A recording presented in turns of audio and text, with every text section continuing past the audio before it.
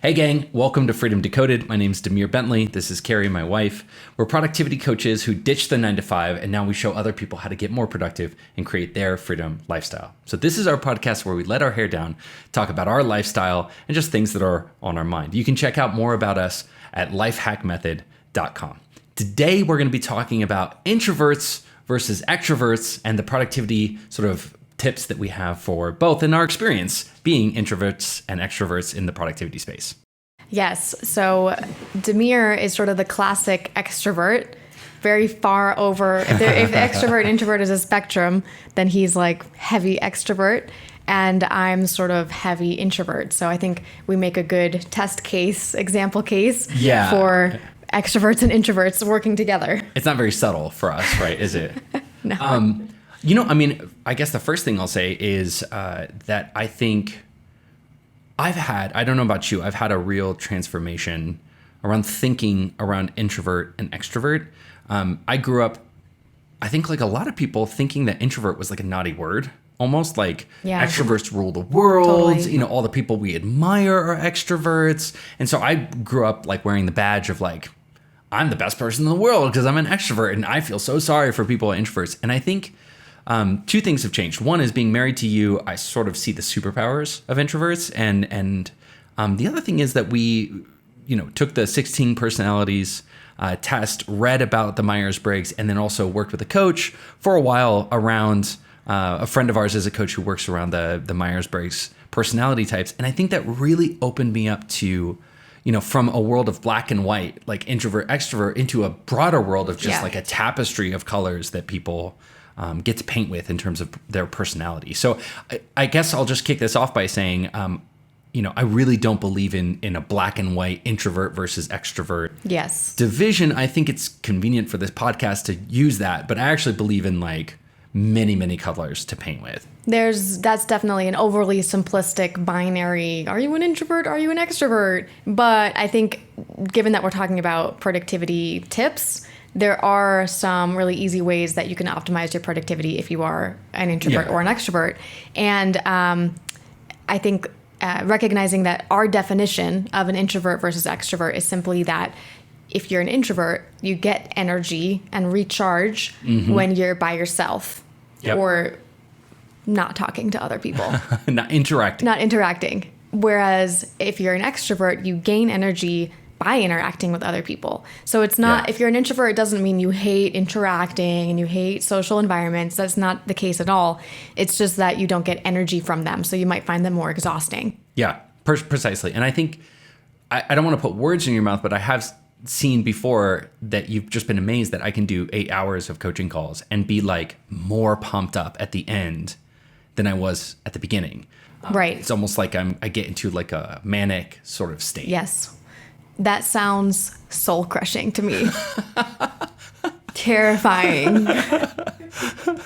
No, so why don't we just start out with, now that we've sort of established, hey, we don't reduce people down to introvert or extrovert, but for the purpose of this conversation, we're just going to use it as a tool to talk about the people who are drained interacting with other people and get energy interacting with other people. But let me just ask you before we jump into some of our tips. Yeah. Like, what do you love about being an introvert? I love being an introvert. I think I grew up similar to you, thinking that it's much better to be extroverted. Yeah. And I tried to model myself after more extroverted people.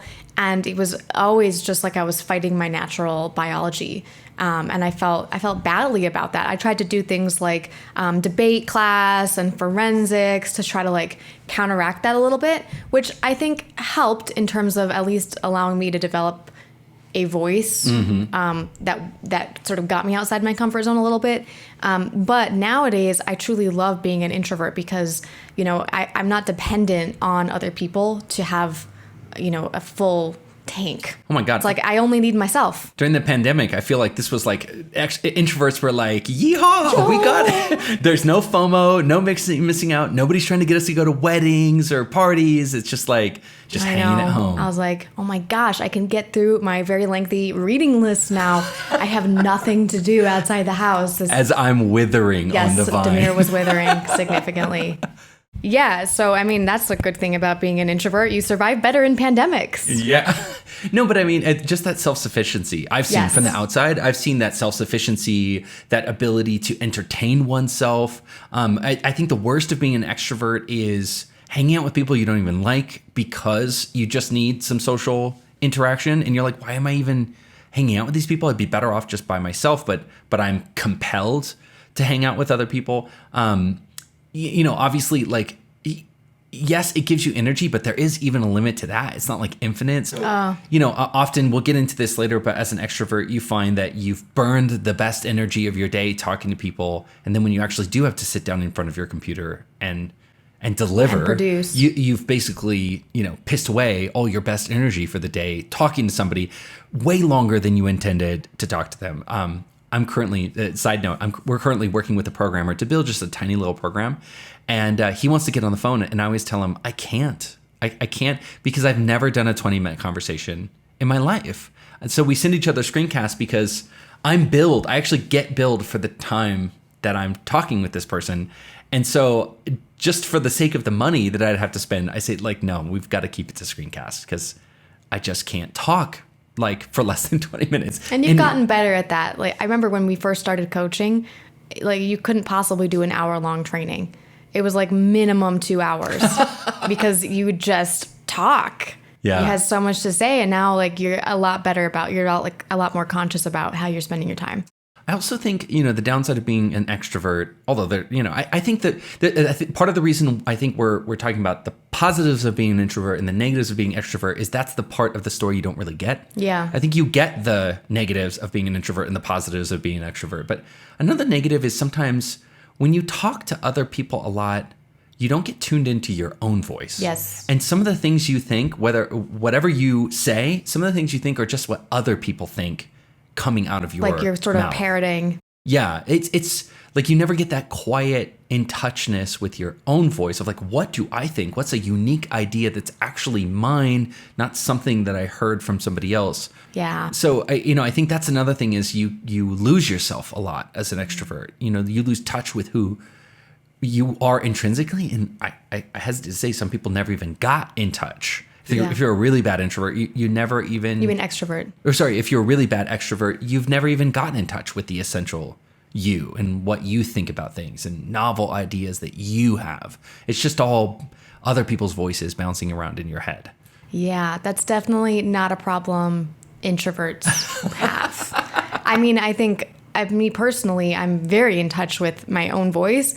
Yeah. I hesitate to voice it sometimes because I'm worried about how it's going to be perceived, but that doesn't mean it's not there. And like, I definitely have my own opinions about everything. Really? I know. Okay, you get it. Yeah. Well, awesome. I mean, I think, maybe that's enough then to just say that about that introvert versus extrovert. But what do you think, actually living in close quarters with a massive extrovert, what have you noticed about me? And I open that up. It could be positive or negative, or just like, what have you been surprised by, been impressed by, been horrified by? I think it's always impressive when you see somebody else who has different innate skills or preferences to you. So I think I've always loved that you are an extrovert because you're able to do things in our business that I just don't really want to do, like insane amounts of coaching, like live coaching, which is just something that I've learned was so draining to me that it's less draining for you. It's still draining, obviously, because it's a lot of energy that you're expending. Yeah. But I'm just glad that you have that covered off on, and sort of I've got the other parts of the business handled. So yeah, that's been good. I mean, I think I've always been like surprised at how loud you are, but I've also noticed that sort of like runs in your family. Like your family is very loud. So I don't know if that's necessarily an extrovert thing or if it's just like a you and your family thing. And like, I have hearing problems, and I sometimes wonder, did like my eardrums get blown out as a child? They did, Demir. From like all the loud talking. Absolutely. There is no doubt in my mind that that's exactly what happened. Oh my God. It's like living in a rock band, like all the time. Yeah. And now we have a little child who has equally a pair of lungs. Oh my gosh. I mean, the second she came out, like the people in the operating room were commenting on her. She was like Marie Callas. She was like, oh, just not quite so melodious. Loud. Okay, so why don't we talk a little bit about how the introvert extrovert mix affects productivity? Yeah, so let's talk first about sort of our number one tip, which is to optimize your work environment accordingly, depending on if you're an extrovert or an introvert. For an introvert, you definitely want to create a very quiet, very private work environment. And I would take it even a step further and say that if you work around a lot of people, your family or your coworkers, try to create a secret workspace. So what I mean by that... what is a secret work environment? This sounds so controversial, a secret. Because if people don't know where you are, then they can't find you and interrupt you. So this is where the genius is. So basically, for example, when I used to work in an office building, most people worked at their cubicles. Well, I would take my laptop and all my stuff, and I would go to a different floor because our floors were separated by function. So I'd get off the marketing floor and I would go to a completely different floor that was mostly abandoned, and I would find a random conference room and just work in there. Yeah. Because nobody could find me. They literally couldn't locate me. So that was really awesome when I worked in corporate. But now I was just inspired recently by a friend of ours who told us that she bought an apartment next door to hers in her same building in New York, and that she goes there to work. But the hack was she didn't even tell her kids that she had bought this apartment. So they thought she was leaving for work every day, but she was just going to a different level or something in her building and working there. Just so genius. It was super genius. I can't get over it. And now that we have a child, I mean, again, I think I'm an extrovert, but we both love our baby to bits. Yeah. And so for the first couple years that, our child was a baby, it was great to be able to hear what's going on with her and be able to step out of the door.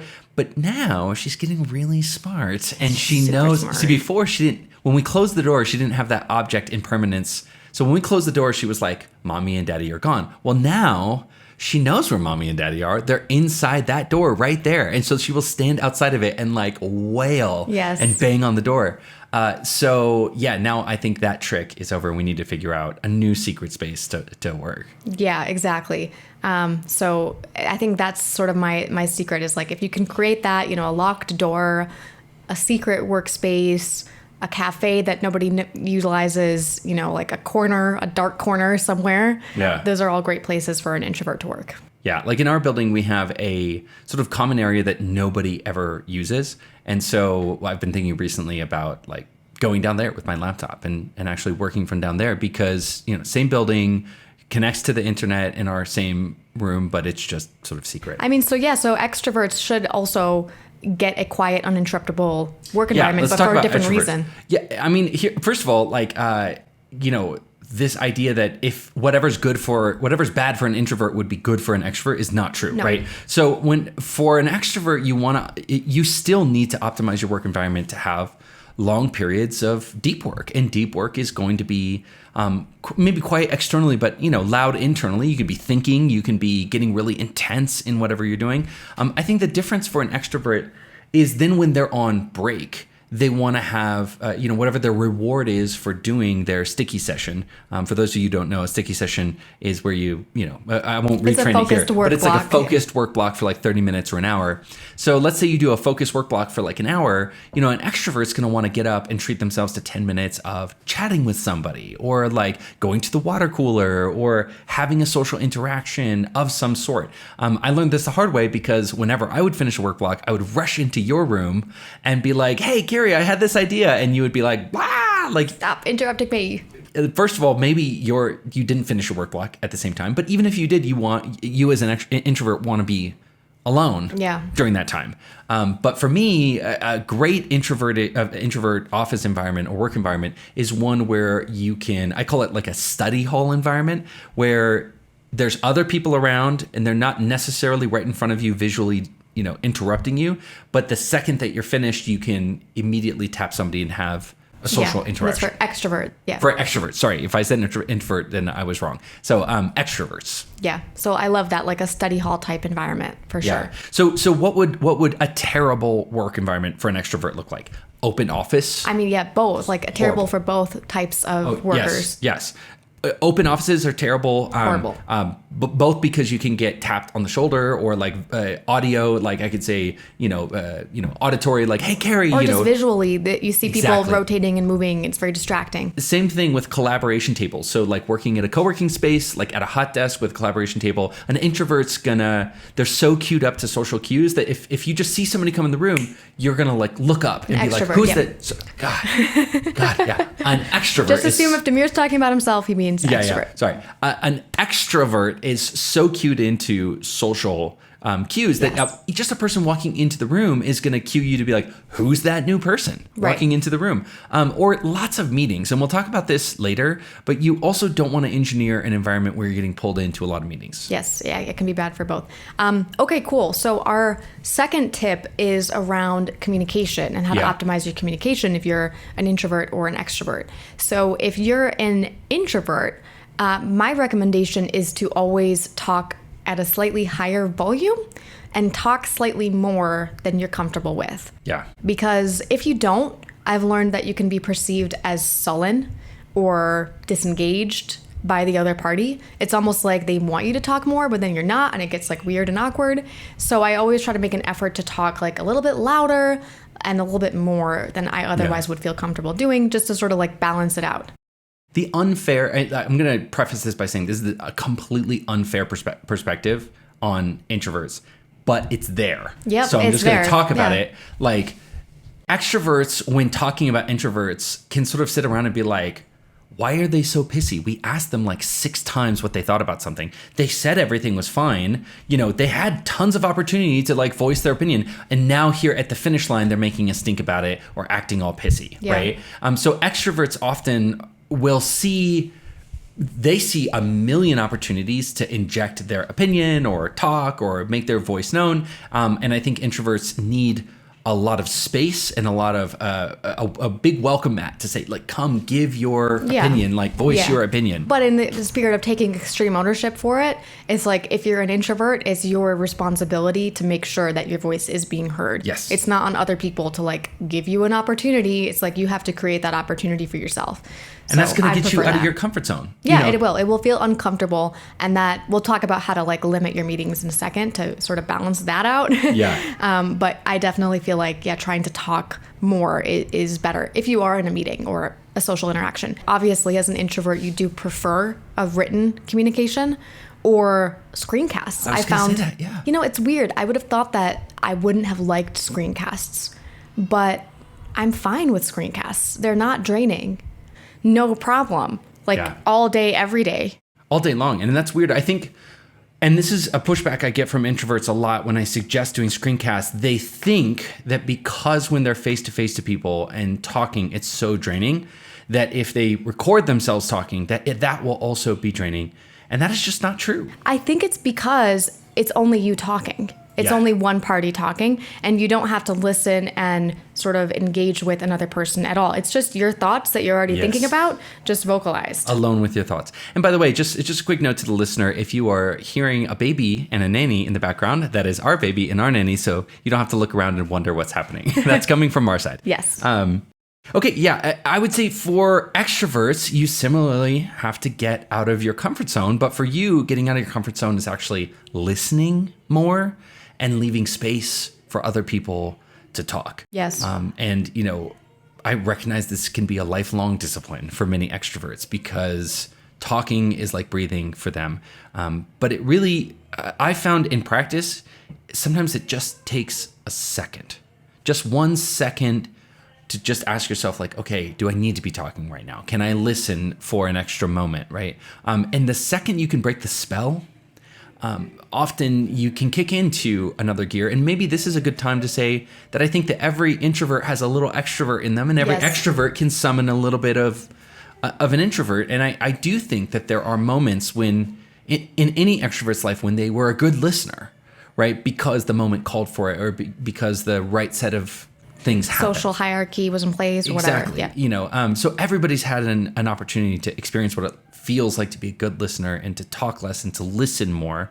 And I think that's a communication hack that extroverts really have to work on is just learning how to create space, especially as you climb the ladder and invariably, become a manager or even just get imbued with more responsibility in your role. You're just going to find that it becomes more and more important when you're not just an individual, participant, but actually like you're called on to lead through influence or, not necessarily be the boss, but just lead in any respect. Well, and I think that's because you have to self-police in that aspect. Yes. Like what introverts will do is I'll be thinking something, but if you don't maybe specifically ask them about it, they're not going to tell you. So if they're like, wow, this guy's really dominating the conversation, they're not going to tell you, hey, can you let me talk some more? Yeah. They're just going to be like, man, this guy talks a lot. Like, so if you're in a position of authority, you have to be the one self-policing and being like, am I talking too much? Yeah. And am I asking questions like, hey, Carey, I haven't heard from you yet. What's your opinion on this? And even if Carey jumps in and says, oh, I like what James said, or I like what this other person said, at least now she's got the opportunity to speak. Yep. Yeah. Again, to our listener, that is our child. So you don't have to look around and wonder which child that is. I will say this, for me, I grew up in a family of really aggressive talkers. And so for our listeners who grew up, whether they really ever acknowledged it or not, in a family of aggressive talkers, you need to know that really places you at a disadvantage in any kind of work environment. So this is where being an extrovert, I think people assume that extroverts are always good socially. And although generally that's true, they can also shoot themselves in the foot by by talking over people, being overly aggressive, not leaving space, not asking other people's opinion. And I know as a child of an aggressive talking family, we always just assume, man, just break in, just get in there, So Carey, let me ask you, what's your experience been when you're interacting with people in my family and we're all just like, there's no space to jump in. What do you do? But it's also sort of a relief because I don't need to carry the conversation. Yeah. So hanging out with extroverts is great in that I'm like, they'll just talk. I can just sit here and literally chill and say nothing and no one's even going to notice, which is actually kind of a relief sometimes. The problem becomes when I do genuinely want to engage in the conversation, then it's basically impossible because the second I say one sentence, like I'll get half a sentence out and then somebody else rolls over you. Yeah, and it feels very rude. Like I was raised to never cut anybody off. And to me, that particular behavior feels very aggressive. Yeah, I never questioned it until I would actually see you interacting with my friends and family who are, aggressive talkers. And it never occurred to me that it was like rude until I saw people cutting you off. And then I was like, oh, they're being rude to Carey. Right. But they'll cut me off, but I'm ready to do battle with them. Like I'll get them on the next one, But, and I'm sort of like, if you're going to cut me off, I'm not going to make the effort, Yeah, it's not worth it. Totally. So just to wrap up, that's communication, really like adapting and working on your communication style. Love it. Love it. So our third tip is around meetings. And this is another one where you might think, oh, extroverts love meetings and should attend a lot of meetings and introverts shouldn't. But it's not really like that at all. In fact, I would recommend that both introverts and extroverts sort of put a cap or have a budget around their meetings. I'll be more aggressive. Just avoid them like the plague. Right. Even better. So talk to me about introverts in meetings. Yes. Well, introverts, like myself, find meetings to be soul crushing because it's a lot of energy expended trying to figure out, what everybody is thinking about, talking about how to talk yourself, how to get your opinions heard. It can be very draining. Just even like standing at attention during meetings is sort of like draining. So what I like to do is just create a meeting budget for the week or the month. And I simply say no to any meetings that are scheduled that are beyond my budget. Obviously, I'm in a position of, authority with that. I control my own calendar, but there's a lot of creative ways to do that, even if you work under a boss or with a team that's requiring you to attend a lot of meetings. Yeah. I mean, even for me, I found that if I have more than one podcast interview per month, that starts to feel yucky to me. Yeah. Just because of the amount of energy I expend. So I try to cap that at one interview per month. Or similar to this, like we have one video shooting day per month and that's it. And that feels just about right to me. Feels about right, yeah. For extroverts, you should also avoid meetings like the plague, but for a completely different reason. It's because I think for extroverts, it's like an alcoholic drinking alcohol. It's like it feels good, but for all the wrong reasons, and it's going to take you to all the wrong places. Extroverts tend to pile into meetings, burn up all their best energy, talking too much in meetings, taking a meeting that should have been 20 minutes and turning it into an hour and a half long meetings. Then you come back to your desk and you actually have to perform and deliver. And lo and behold, you've burned up all of your best energy. So I would say the same thing applies to extroverts, but just for a totally different reason. Introverts find meetings to be soul crushing. And I think extroverts are like, yippee, like another meeting. Too fun. It's too much. It's too fun. And I think it's worth noting that that works for meetings, or the reason that is for meetings is because meetings aren't actually a productive use of time. Yeah. Like there's simply no deep work happening in any meeting. I think that we've established that. Yeah. So it's really, if you think of it like, oh, I'm being productive, this is a really important meeting. It's like, you're not. That's like an example of shallow work. And your real deep work is usually done at an individual level. Oh, absolutely. Absolutely. I think you can also tell that this is true as an extrovert when you get called into a meeting that you're not allowed to talk in. That is the worst for an extrovert because you have to be at the meeting, and extroverts are terrible listeners often. So you're sitting there and just basically dying on the vine because you want to talk. You have all these ideas, but you can't talk. In fact, this is a spontaneous moment where we can sort of plug our new meetings training that is not when I say forthcoming, not like tomorrow, but we've been working behind the scenes on a meetings training because by popular demand, is one of the things that hurts people the worst. It's just killing people. And so we'll put that in the description when it's ready. When it's ready. So you check the description. It might be ready when you're watching this. But I guess I'm saying look out for it because it's hot. It's hot stuff. It's super hot. Cool. So why don't we conclude? I guess the big conclusion is really about embracing your personality type. I think you know a lot about this because this is something maybe you came to a little bit later than me. In terms of really seeing what's great about your personality type. I think, we were required, when I worked in corporate, we were required to take a Myers-Briggs. And at that point, I was like, all right, whatever. It's like I went to this thing and I don't know, I scored one of these things that said I was an amazing leader. I don't know how much I believe that, right? But all of a sudden, I noticed all my colleagues looked at me differently. And that was really exciting to me and made me think wait, maybe just my innate programming could actually work to my advantage, So that was the first moment for me where I sort of started embracing it more than pushing it away. Baby, I can tell you are a great leader. Thank you. But anyway, so ever since then, I've just tried to take it to the next level. So I'm one of those people that I don't want to say no to social engagements or, networking events and stuff like that. But I also don't put pressure on myself to stay the whole time. Yeah. I'm like, you know what? I can drop in, shake some hands, and then I'll just Irish exit and I will not feel bad about it. It's I might not even stay for a drink or anything like that. It's just show up, make an appearance, take a picture so that you were there, and then skedaddle and enjoy your night.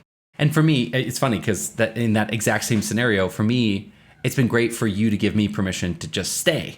So I think we had this feeling of we were always you always wanted to leave earlier and I always wanted to leave later, and it just felt like nobody was. You were staying later than you wanted, and I was leaving way earlier. And I think coming to a place of Carey just tapping me on the shoulder and be like, I called an Uber, I'm out of here. Right. And then people look around and they're like, where's Carey? I'm like, oh, she had to go take care of the baby or something like that. But she's gone now, right? Yeah. She's just gone.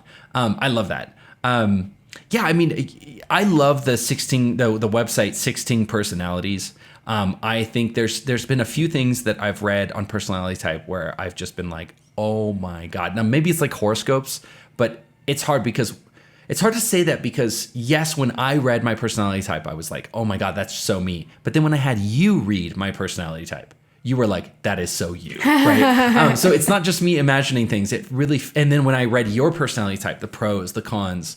So I highly recommend the personality type readouts on 16 Personalities. Mm-hmm. They have a great test. It does a printout of your strengths, your weaknesses, what you can develop and work on. I think that's fantastic. And also what I love about that, the reason I recommend it is because it feels very balanced.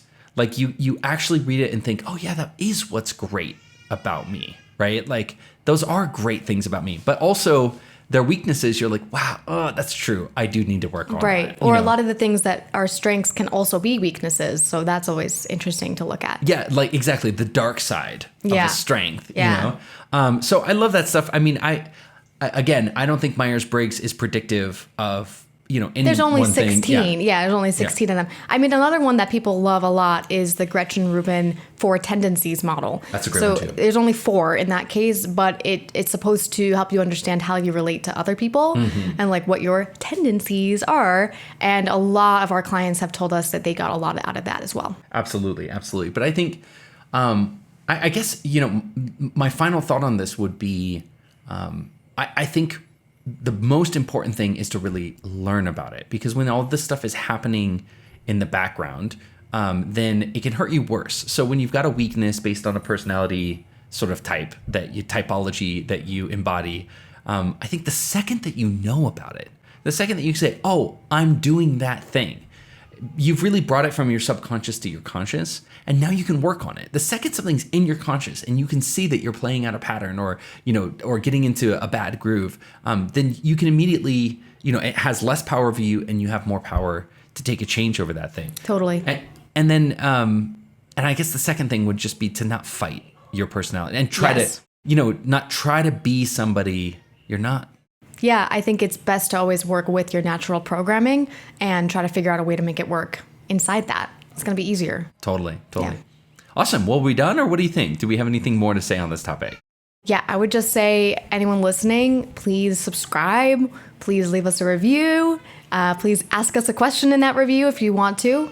And thanks so much for listening. Okay, gang, that's it for us today. Again, I'm Demir Bentley. This is my wife, Carey. You can find out more about us at lifehackmethod.com, and we have a ton of free trainings there too, so check that out. So now it's your turn. We want to hear from you. Are you an extrovert? Are you an introvert? How do you find that this affects your productivity? Do you have any tips for us? Please hit us up in the comments. I promise you we're going to answer every single comment. We'll respond to it and answer any questions. So we'll see you in the comments.